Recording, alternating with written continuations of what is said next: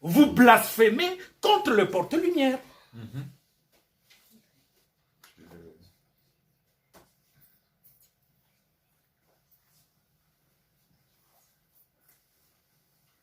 C'est ce que j'ai expliqué. Parce que le porte-lumière, c'est Christ.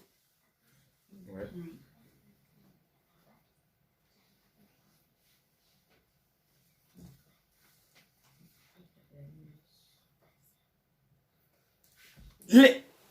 Écoutez-moi. La tromperie, la duperie de l'humanité, c'est pas vous qui avez commencé avec. Hein? Le diable travaille. Il a pris tous les noms du Seigneur pour tromper. Depuis l'Ancien Testament. Et si vous lisez qui est le créateur de l'humanité, vous allez voir par exemple le texte de la Bible où Satan veut qu'on l'appelle le roi. Aussi, sommes-nous obligés de préciser le roi de gloire pour le différencier à Jésus. Et le Seigneur a permis ça pour que les enfants de Dieu soient vigilants. Voilà pourquoi on dit veillez et priez. Vous ne devez pas accepter les choses n'importe comment. Tu entends là, tu acceptes et tu... Voilà. C'est comme l'appellation chrétienne. On vous dit on ne nous appelle pas chrétiens. Non, non, non. Parce que partout on dit, mais vous ne savez pas que le monde est dans l'apostasie. C'est-à-dire que le monde a abandonné la foi. C'est complet. Maintenant, entre vous, vous allez vous endetter. Je ne sais pas trop comment.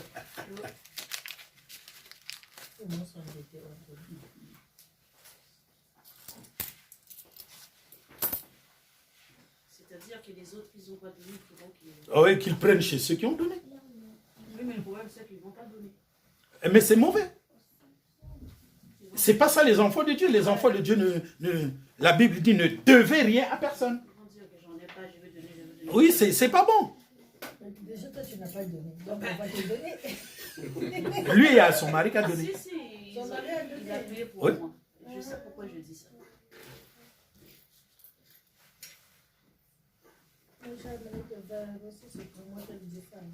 Vous comprenez?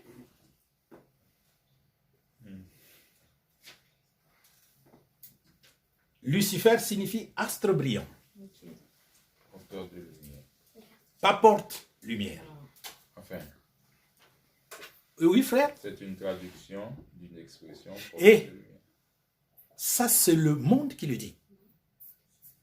Si tu vas dans Google ou dans le dictionnaire français, tu te trompes. C'est de ça que je parle. Parce que vous ne savez même pas qui a commencé de le dire. Ah, moi, je dis le mot n'existe pas dans la Bible. Ah, exactement. Moi, je n'ai pas dit que ça correspondait à Jésus. Ah, d'accord. Je dis que le mot n'existe pas dans la Bible. Quand vous dites porte-lumière, vous dites la lumière. C'est la même chose. C'est quoi le porte-lumière? Vous connaissez ce qu'on appelle porte-lumière? Le chandelier. C'est le chandelier. Le chandelier, hein. C'est cet instrument-là. Le chandelier, il porte. Donc ici, il y a un réservoir où on met De l'huile. de l'huile. Et quand on a l'huile, donc ça c'est l'instrument qui porte la lumière. Jésus a dit, je suis la lumière du monde. Celui qui me suivra ne marchera pas dans les ténèbres, mais il aura la lumière de la vie. Il aura la lumière de la vie, et quand il va atteindre la perfection, il devient la lumière de la vie. Et c'est depuis le millénium que les premières lumières de la vie apparaissent, parce que les 144 000 oints et les membres de la grande foule des nations donneront la vie dans le millénium. Parce que dans le millénium, vous ne verrez pas le Seigneur aller prêcher la parole et donner la nouvelle naissance. C'est les 144 000 oints qui ont atteint la perfection et les membres de la grande foule des nations qui vont donner la vie à ceux qui vont naître dans le millénium. C'est un processus. Vous comprenez?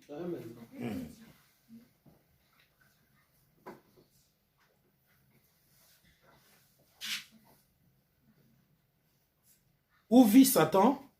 Dans le temps et l'espace. Satan vit où? Dans le temps et l'espace. Le temps, ça dit que tu peux commencer depuis le jardin d'Éden jusqu'à maintenant. L'espace, la terre, le premier ciel, le deuxième ciel, le troisième ciel. Satan vit où? Au premier ciel. Satan vit au premier ciel. Il faut rajouter jusqu'à aujourd'hui. Le continent des anges, on vit au premier ciel. Exactement. Jusqu'à aujourd'hui. Parce que les gens pensent... Maintenant, Satan vit où? Maintenant où nous parlons, il est au premier ciel. Il ne vit pas en enfer. C'est une erreur. Jésus a dit, il dira, allez dans la Guéhenne, le lieu qui a été préparé pour le diable et ses anges.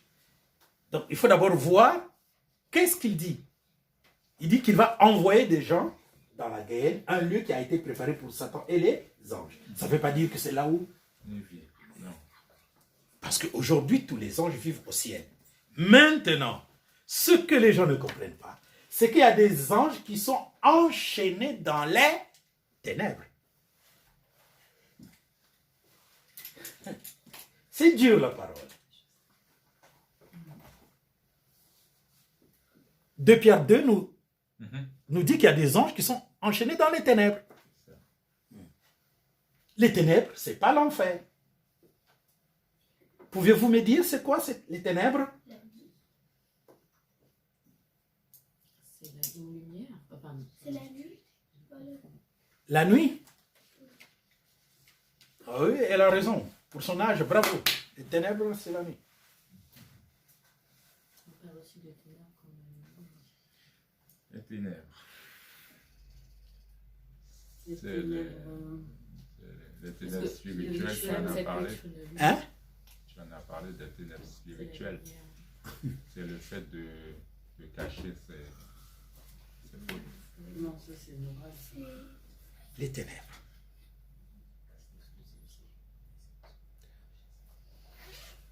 On a dit que c'est l'Esprit de l'Éternel qui... C'est l'obscurité. Genèse 1, verset 2. Ma soeur, les ténèbres, c'est quoi toi qui t'empresse de partir? Les ténèbres.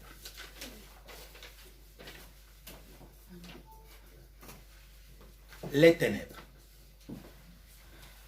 Ben, c'est la lumière. Par rapport à Julie et Smith, c'est pas la même chose.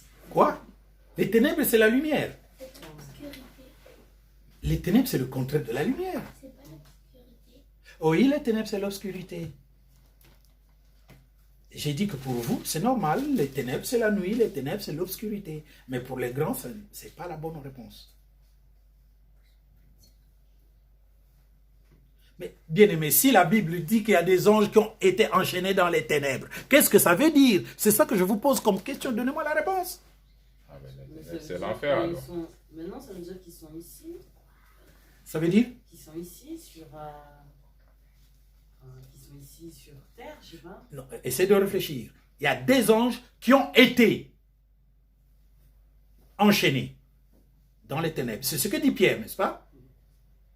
Ici. Comment ça qu'ils ont été? Voilà, tu me perds là. Bon, Tu avais dit que regardons où les est-ce que ténèbres, c'était Pierre... les liens de mauvais comportements. Parce que Donc, il y a plusieurs définitions, hein. Donc ça dépend de quoi le frère Je vous ai parle. déjà dit, Il y a plusieurs. il y a plusieurs définitions dans la Bible, chaque mot a sa place. Les ténèbres morales, c'est le mauvais comportement. Mais en réalité, les ténèbres, c'est Dieu. oui, tu avais dit ça aussi. N'est-ce pas? Oui. C'est pas le mauvais comportement. C'est l'existence même de Dieu. Mais moi, quand j'ai dit la lumière, c'est je pensais à Dieu. Mais non, mais Parce tu... que dans une des prédications, tu avais Si dit la Dieu lumière. n'a pas épargné les anges qui ont été péchés, Suivez. s'il les a précipités dans les abîmes de ténèbres et les a réservés pour le jugement, s'il n'a pas épargné l'ancien monde, mais s'il a sauvé 8 personnes dont Noé, Le texte, tu viens de le lire. Qu'est-ce que ça dit? Car si Dieu n'a pas épargné les anges qui ont péché, mais s'il les a précipités dans les abîmes de ténèbres. Il les a précipités dans quoi? Dans les abîmes de ténèbres et les réserve pour le jugement. Verset 4. 1 Pierre 2, verset 4. Alors ici, c'est quoi? Non, 2 Pierre. Les abîmes des ténèbres. C'est ça ma question.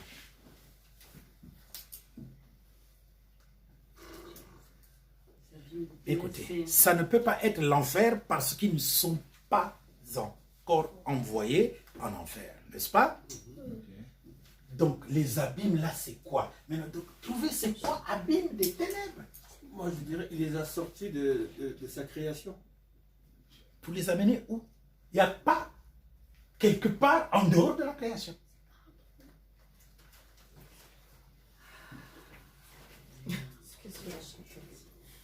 Réfléchissez. Randy a dit quoi? Il les a enfermés en lui. Oui, c'est déjà raisonnable. C'est déjà un bon commencement. Parce que je vous ai dit que les ténèbres, c'est lui-même. Il les a enfermés en lui-même, c'est juste. C'est déjà un bon commencement. Maintenant, poussez un lieu particulier qui a été réservé pour Satan et ses anges. Donc, c'est l'enfer. Mais il n'y est pas encore, Satan. Donc, il est où? Mais c'est les personnes qui ne sont pas sauvées, enfin, qui sont... C'est...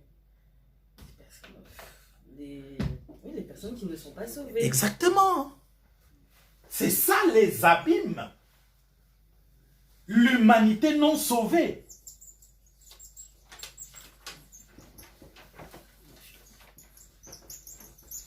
Du jour de Noé. Les anges, il les a engloutis avec l'humanité non sauvée. Parce que l'enfer n'est pas encore ouvert pour eux. 2 Pierre 2, verset 4. Est-ce que ça c'est difficile, frère? L'enfer, il va envoyer Satan et ses anges là-bas. N'est-ce pas? Donc, lorsqu'il a détruit l'humanité, les anges de cette époque qui ont péché, il les a mis dans les êtres humains parce que, ou il les met dans les animaux, ou il les met dans les êtres humains. D'accord, donc ça fait poser la question. Ils sont où? Mais ils sont dans l'humanité qui a été détruite au temps de Noé. Donc, Et aujourd'hui, quand quelqu'un meurt sans nouvelle naissance, les mauvais esprits qui étaient en lui meurent avec lui. Donc, l'humanité non sauvée est le dépotoir des esprits impurs et esprits malins. Ça, c'est la chose la plus simple. et si on dit que c'est le séjour des morts, on n'a pas bien dit. Le séjour de mort est divisé en deux. L'enfer Oui, et, le saint d'avoir. bien, qu'est-ce qu'on met en enfer? Les Les personnes perdus. qui ne sont pas sauvées. Exactement. Donc, on ne peut pas mettre des esprits. On ne peut pas mettre des esprits là-bas, c'est les personnes qui ne sont pas sauvées. Conséquemment, on prend les mauvais esprits, on les met dans les personnes qui ne sont pas sauvées et on envoie les personnes qui ne sont pas sauvées où? En enfer. Entre-temps, les mauvais esprits ne sont pas là en enfer, ils sont dans les personnes non sauvées. Qui sont en enfer. Oui. Mais les corps de ces personnes ne sont pas en enfer. Non. Ah, c'est ça qu'on est en train de vous montrer. Les corps de ces personnes ne sont pas en... Mais les corps des personnes qui meurent, ils sont où aujourd'hui? dans la poussière. Comme Dans la le poussière, Père dit. comme n'importe qui. Mais en enfer, il y a les personnes non sauvées. Les âmes non sauvées. Donc ce sont ces âmes-là qui contiennent en eux les anges déchus. C'est ça les abîmes. Donc c'est un deuxième mot pour dire enfer, les abîmes. Les abîmes, c'est une humanité perdue.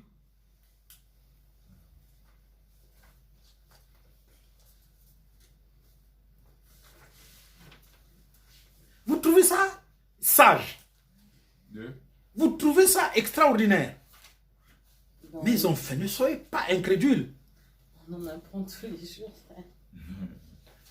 La terre était... Informe et vide. La terre, c'est quoi? C'est l'humanité. Qui n'avait pas de formation et qui n'avait pas d'onction. L'Esprit de Dieu se mouvait au-dessus des eaux. Oui, Les eaux, c'est quoi?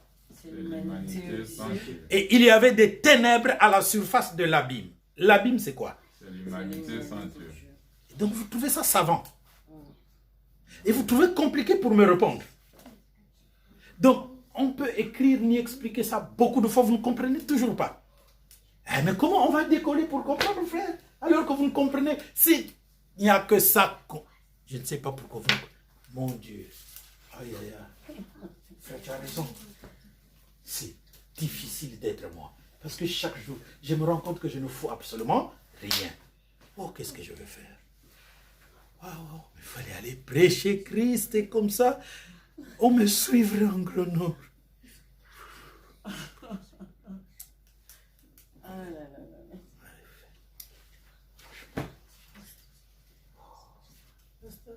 Oui. Oui, tu peux aller, maman.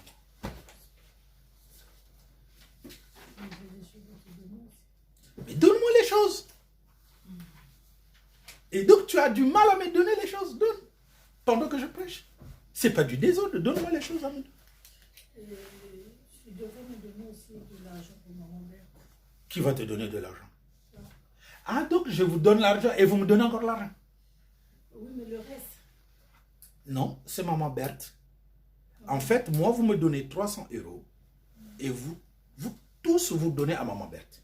Et nous tous, on va donner à maman Berthe. Oui. Et par contre, toi, il va te rester 300 € de maman Berthe.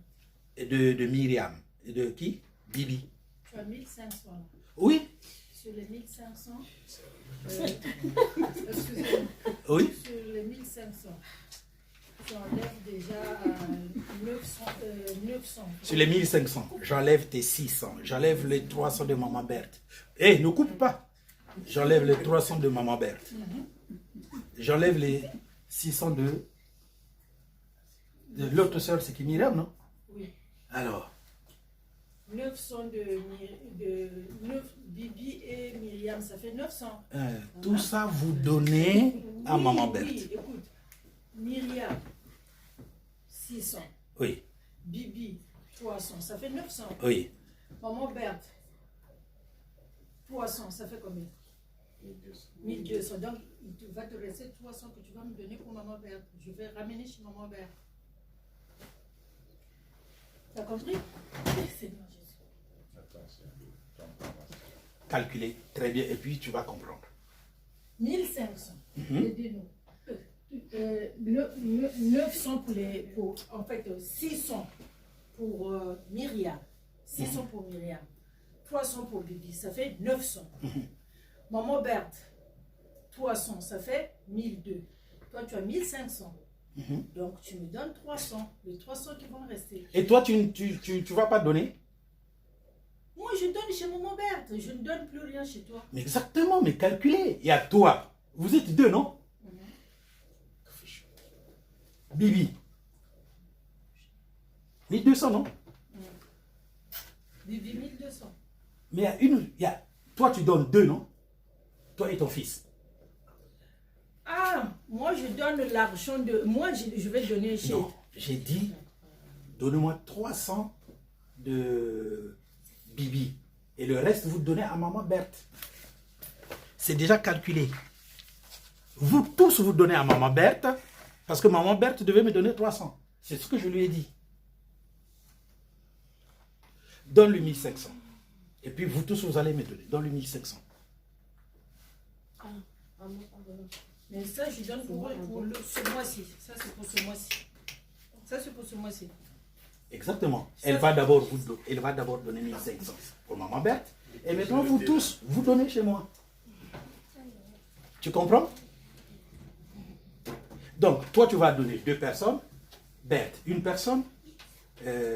Myriam, 2 personnes. Et Bibi, 6 personnes, vous allez me donner.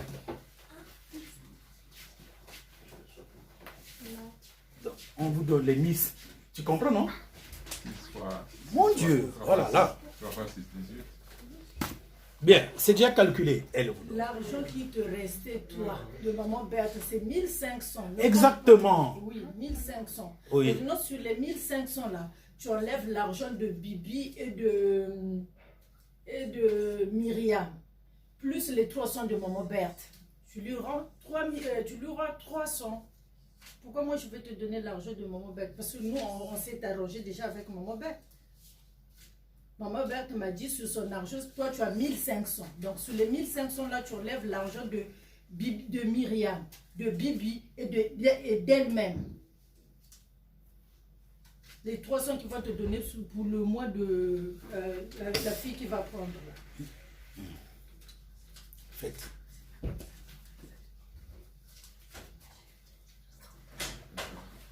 Faites. J'ai un ordinateur ici. Et prends d'abord l'argent de ce mois-ci. C'est ça le problème. Au lieu que vous me donnez... Non, moi je te donne ça. Attends, je vais compter s'il y a Non, non, 600. non, non. Donne, donne, Attends, je vais compter s'il y a 600. donne.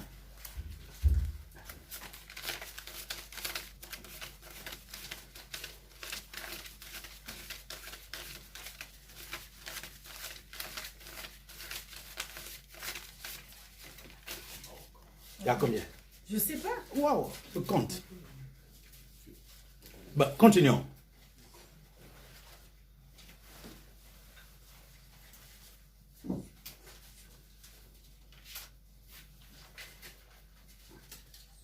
La Bible est subdivisée en combien de testaments?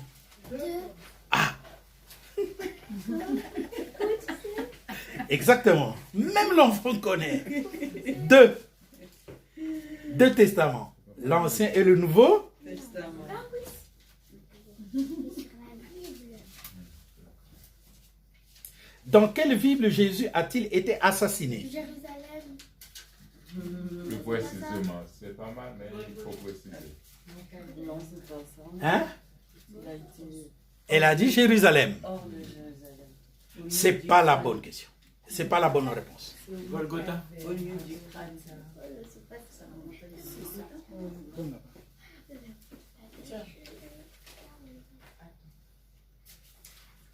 Jésus n'a pas été tué à Jérusalem. Jésus a été tué sur le lieu du crâne qu'on appelle Golgotha. Cette montagne-là s'appelle Golgotha. Donc, au 1er siècle, Jérusalem doit être entourée. Les villes jusqu'au 1er siècle étaient entourées. Vous comprenez? Donc, la ville étant entourée, Jésus, on l'a tué hors de la porte. Si on tue quelqu'un hors de la porte, on ne le tue pas dans la ville. Parce que au 1er siècle, les villes étaient toutes clôturées. D'accord? Jésus a été tué à un lieu qu'on appelle Golgotha. C'est même un carrefour, un lieu où il y avait beaucoup de chemins qui se séparaient. Les chemins qui partaient en Phénicie, les chemins qui partaient. Et c'est ce que dit Hébreux chapitre 13, verset. Qu'est-ce que vous avez donné comme réponse? Il n'y a pas... Golgotha? Ah, il n'y a pas un texte de la Bible qui a été précisé qu'il fallait donner? Non. Ok, Jésus a été tué à Golgotha. Golgotha, c'est un lieu qu'on appelle Golgotha. Il y avait un autre nom avant, non? Le lieu du crâne, Oui, le lieu. Non, au temps de Abraham. c'est Macpéla. Macpéla, c'est en bas. Comment t'écris ça, Marquela? Mais va fouiller dans la Bible, c'est l'histoire d'Abraham. Parce que j'arrive pas. Ça va me faire quelque chose de bon. Ah, tu n'as pas trouvé dans l'histoire d'Abraham? Là où il a enterré Sarah. M-A-C, Mac, P-E-L-A. Macpéla. J'ai tapé ça. Et... Ben oui, le problème, c'est que vous tapez toujours. Vous pensez que Google, il va tout vous dire. Google, c'est les gens qui renseignent. C'est la Bible là, que j'utilise. Ah, dans la Bible que tu utilises. Bon, écoute. Je ne vais pas m'embrouiller avec ton histoire de Macpéla. Macpéla, c'est fait. Jésus a eu combien de disciples? 12. Waouh! Je savais que vous allez tomber dans le panneau. Non, moi j'ai pas mis ça. En fait, moi, je Waouh! Moi j'ai pas mis ça. J'ai mis 82. Déjà, c'est un bon commencement. Moi j'ai mis que on pouvait pas compter le nombre. On ne pouvait pas compter le nombre des disciples qu'a eu le Seigneur. Parce que vous, les 12 disciples, ou les 11, c'est les apôtres. Bah oui, c'est ça. Bah C'est non, parce que je vous ai demandé. moi j'ai même donné la définition d'un disciple en fait. Un disciple c'est pas forcément un apôtre, c'est une Exactement. personne qui suit l'enseignement d'un maître. Voilà. Donc il y avait 100, non? Non, il n'y avait que pas 100. 120 qui ont reçu. Non. Il avait- Il fallait, la bonne réponse, c'est qu'il avait plusieurs disciples. Ah d'accord. On ne devait pas chiffrer, quoi, préciser. Mais la bonne réponse,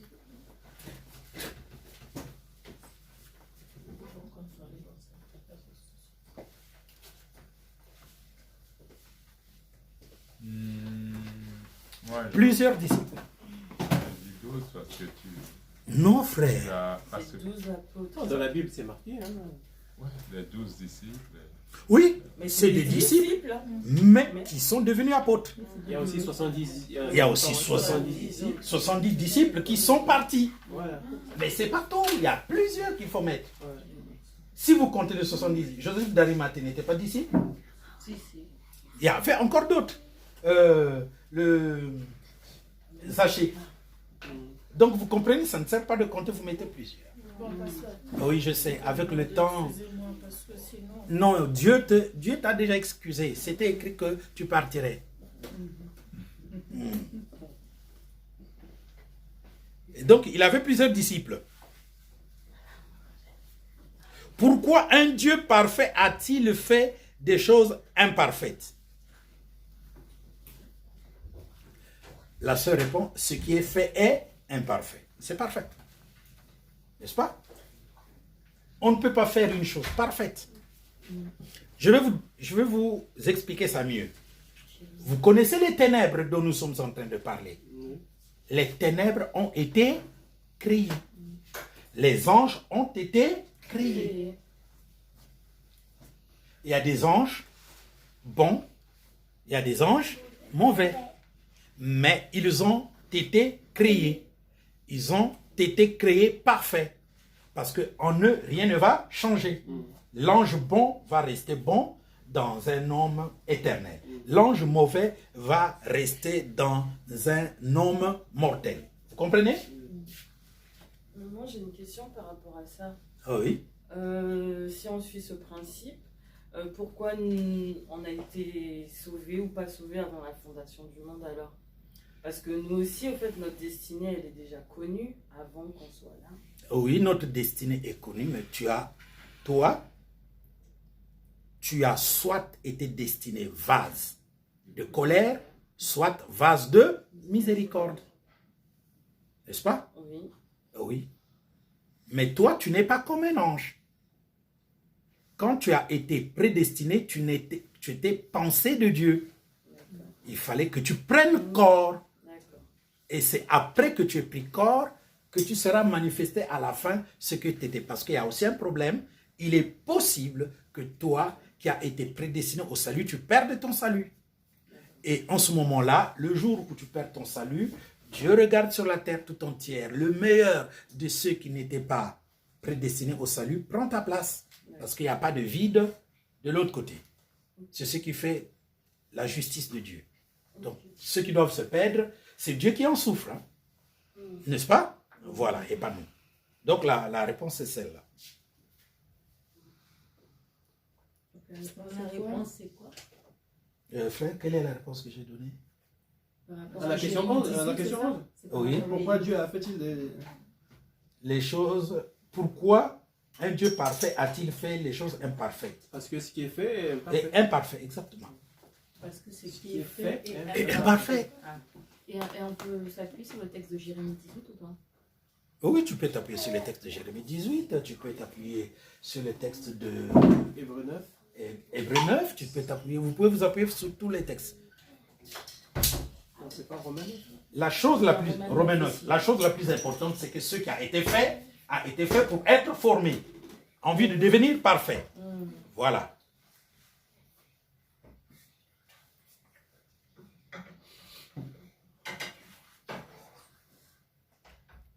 L'autre question? Alors, on n'a pas fait quel est le nom du premier homme qu'on a fait. Ah, vous avez trouvé le nom du premier homme? Normalement, Non, ce n'est pas Jésus, c'est moi qui dois vous dire le nom du premier homme. Mais seulement, je n'ai pas eu le temps de lire qui est le créateur.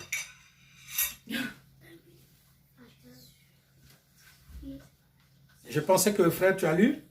Moi, Il y a le Qui est le créateur? Le nom du premier homme. premier homme. Oui, quelle est la réponse que toi tu as donnée? Ah non, je n'ai pas répondu à cette question. Pourquoi pas? Je n'ai pas eu le temps de regarder, mais je Moi, pense que j'avais c'est mis dans le qui est Jésus, de. j'avais mis Jésus. Jésus est l'homme originel. j'avais mis Noël. Écoutez, vous savez, quand on dit l'homme originel, à l'origine, une chose originelle n'a pas de commencement. Premier homme, il y a un commencement, parce qu'il est premier. Moi, finalement, j'avais répondu, frère. Parce que tu vas avoir mes réponses sur ton portable. Oui. Moi, j'avais mis Adam. Non, c'est pas Adam. Moi, j'ai mis Noël. C'est pas notre. 1 Corinthiens, chapitre 1. Non, c'est pas de ça qu'on parle. La question que j'ai posée parle du premier homme. Ah oui. Frère, Non, dans 1 Corinthiens. Tu n'as pas précisé Le sur la premier question. Adam. Un Corinthien qui parle de premier Parce que Adam. le mot homme, c'est Adam même, ça veut dire. Je Oui, vais ça veut expliquer dire le mot. homme. Il veut dire homme. Donc, Oui, après, si Adam, tu as posé la homme, question sans faire de Adam, précision, ça veut dire- Désolé, Ça peut être, ouais. effectivement. j'ai donné la réponse en fonction. Ah oui, ah oui. Quelle était la question? Eh ben, Quel est le nom? c'est marqué. Quel est le nom du nom? premier homme. Quel est le nom du premier homme de la terre? Alors, on peut donner plusieurs. Ah, non, oui, montre-moi la question, s'il vous plaît. Quel est le nom du premier homme? Frère, on dit le nom du premier homme, toi tu dis le premier nom de la terre. Ah, Vous êtes en train de me faire fuir là. Ben oui, mais tu n'avais pas précisé. Quel est le nom du premier homme? Exactement. Non, toi tu parles de la Après, terre, il y a- il va après, reposer à une la autre question question 13, après. ah Quel est ouais, le nom voilà, de la c'est terre? la 14e. C'est la 14e. Quel est le nom du premier homme de la terre? Ah, Il a vous êtes- deux questions voilà. différentes. Ah, mais oui, parce qu'il a fait deux, il l'a fait exprès. Donc, après, d'ailleurs, le Je premier n'ai pas homme. fait exprès. Non, J'ai mais oui. posé la question. C'est un Mais en même problème, temps, tu as ça veut posé dire- un problème. Oui, Fallait donnez-moi la donner des réponse. réponses. Ça veut dire, frère, là, tu as mis quel est le premier homme. Donc ça veut dire qu'on peut supposer aussi que c'est l'homme originel. Non, Donc Jésus. quand on dit quel est le premier homme, ça ne peut pas être l'homme originel. Ah ouais. Tu vois, à la question, toi, où tu as demandé quel est le nom du premier homme, moi, je n'ai pas cherché, j'ai dit Jésus, parce qu'il est le premier. Il a dit non, c'est Il est le premier. Oui. Ça, je Mais n'ai pas dans- cherché à expliquer plus. Parce que ça, Non. c'est la question numéro 3. Écoutez, frère, c'est quelle question? Numéro 3. Regarde, et ensuite la 14. C'est parce que Quel est le nom du premier homme? Eh bien, le nom du premier homme, vous me le retrouvez dans qui est le créateur de l'univers. D'accord? La réponse est dans qui est le créateur de l'univers. Ouais, la question 14. La question 14. Qui est le premier homme de la terre? Quel est le nom du Quel est le nom du premier homme de la terre? Mais ça, c'est Adam. Donne la réponse. Adam. Parce que c'est écrit, n'est-ce pas? Oui. Donne-nous la réponse biblique. Oui, 1 Corinthiens 15. Oui, Le 1 premier Corinthiens 15. homme. Est-ce que vous êtes en train de me comprendre? Est-ce que, frère, je me fais comprendre? Oui. Lecture dans 1 Corinthiens 15. 1 Corinthiens 15. Alors, c'était- Dans les 44 là. C'est pourquoi il est écrit: le premier homme, Adam, devint une âme vivante. Le dernier Adam est devenu un esprit vivifiant. Non, c'est pas le texte. Descends encore. Mais ce qui est spirituel n'est pas le premier, c'est ce qui est naturel. Ce qui est spirituel vient ensuite. Le premier homme tiré de la terre est terrestre. Le second homme est du ciel. C'est là le problème que je vous ai posé. Le premier homme de la terre.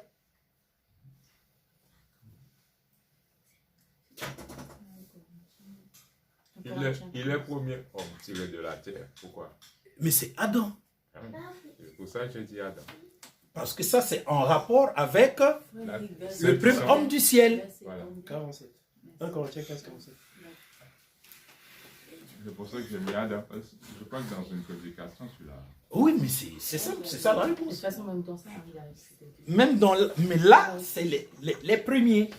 Il y a un nom pour le premier.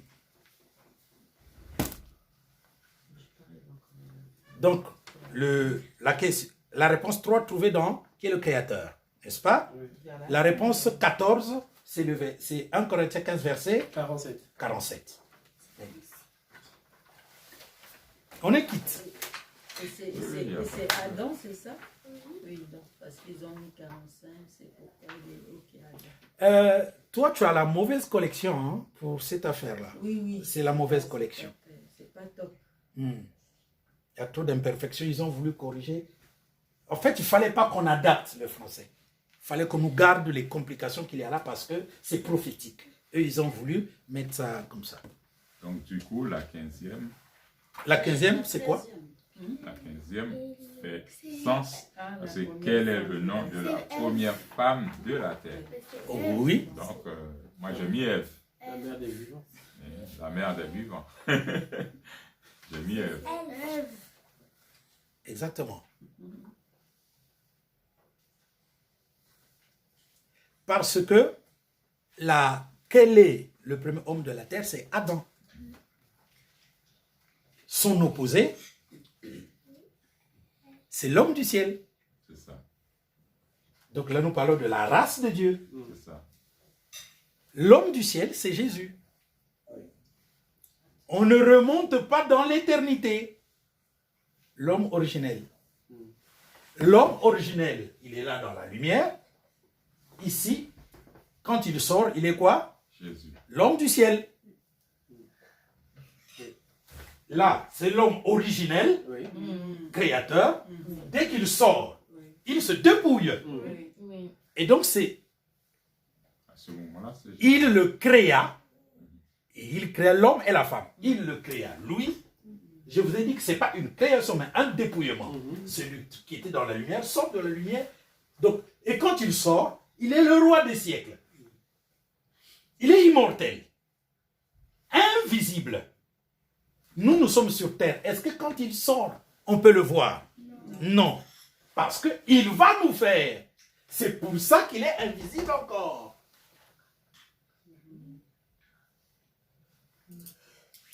C'est compliqué? Une fois qu'il nous a fait, il devient visible puisque on peut le voir, nous. Hein? Toi, tu Une l'as fois- pas. Toi, tu ne l'as pas vu. Parce que celui qui l'a vu, c'est Moïse, Aaron ou... Non, mais c'est le témoignage de Moïse que j'ai fait. Non, tu n'as pas le témoignage de Moïse. C'est pas toi qui l'as vu. Je t'ai dit que j'ai cru. Oui, tu as cru, mais tu ne l'as pas vu. Ça, c'est sûr, frère, je ne l'ai pas vu. Exactement, parce que ici, celui qui parle, c'est qui? C'est Paul. Il parle de qui? Lui, il a vu une... Celui qui est immortel est invisible, donc il parle à l'état pur. À la matière. Il parle à l'état pur. Au commencement. Celui que Moïse va voir, c'est Yahweh. Il sort de sa nuée, Yahweh, mais ce n'est pas à l'état pur. Ce que tu appelles, qui est le créateur, la matière noire. Exactement.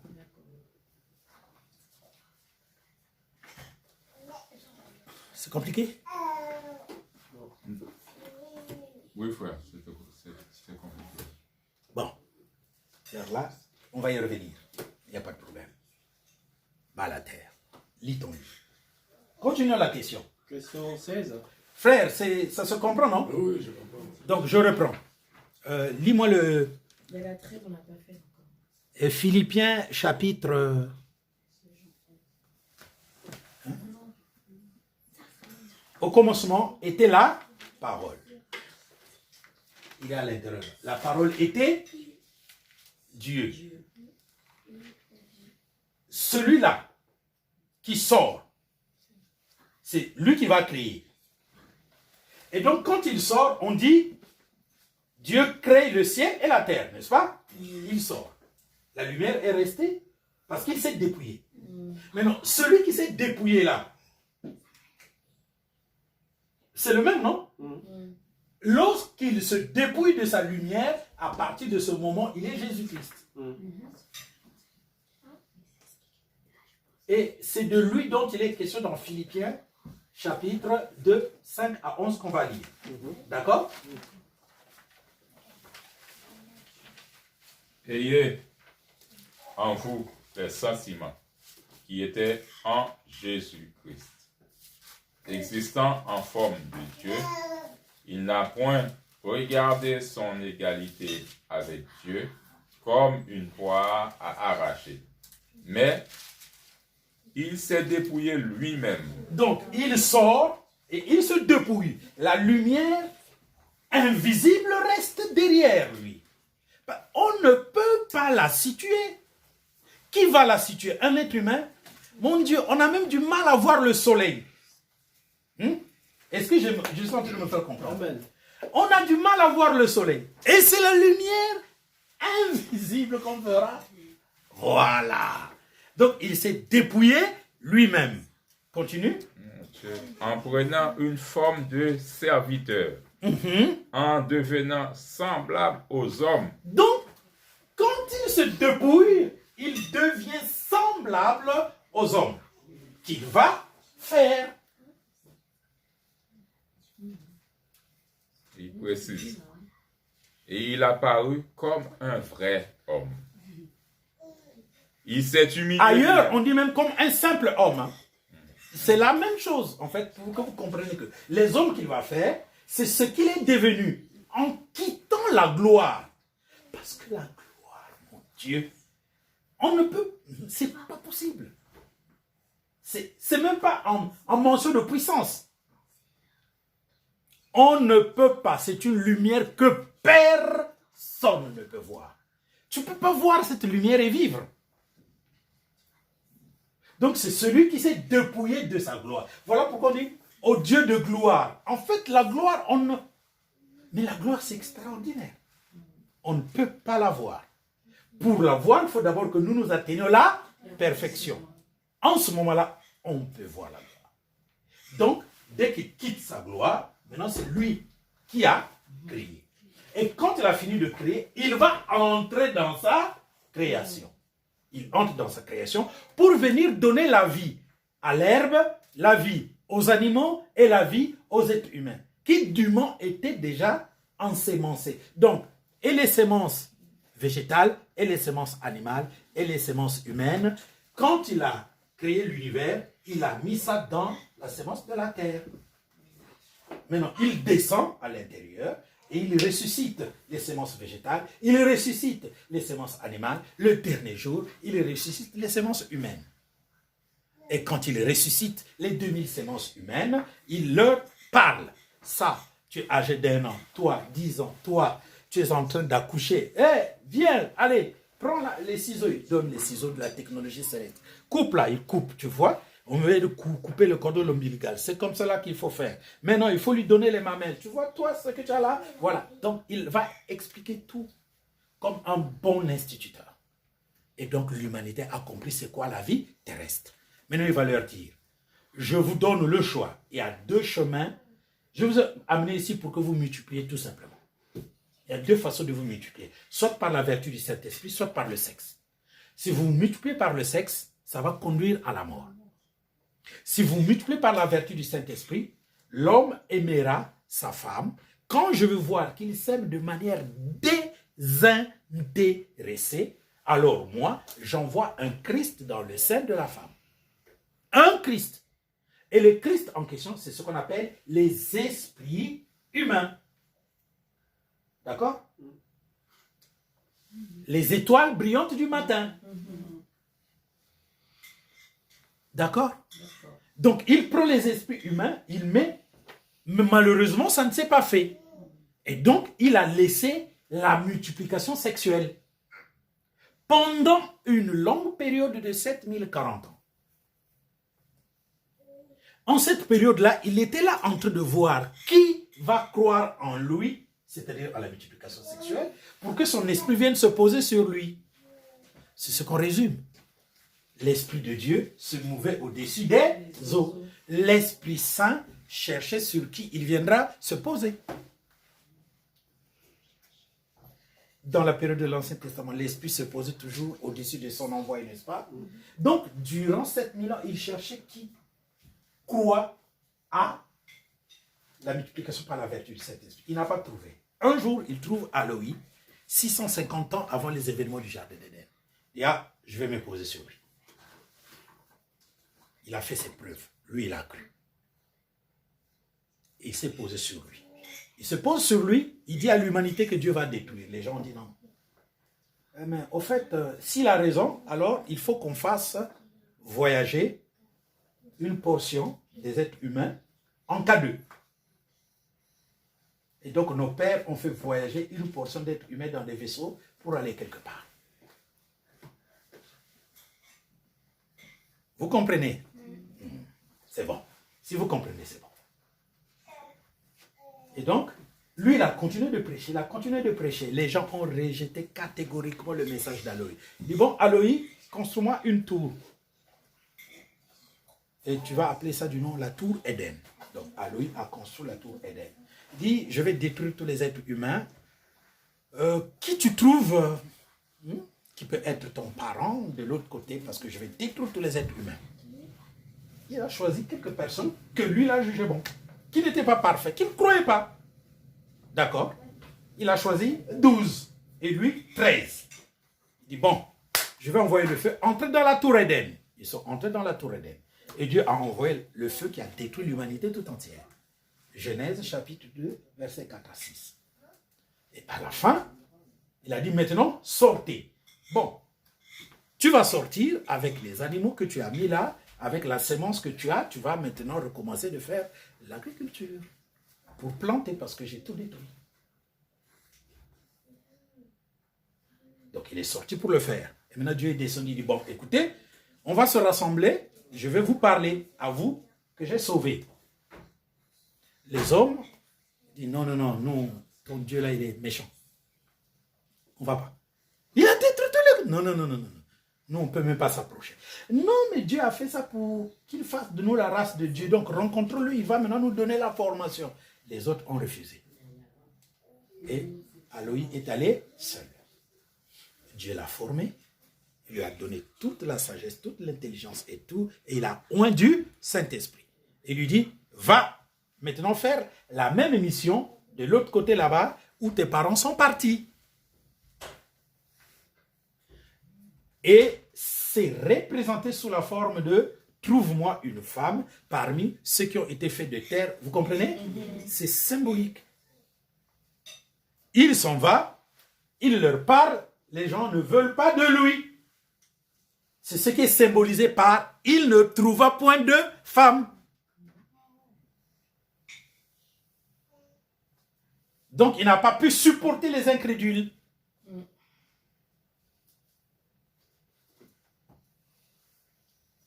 Est-ce que vous êtes en train de comprendre?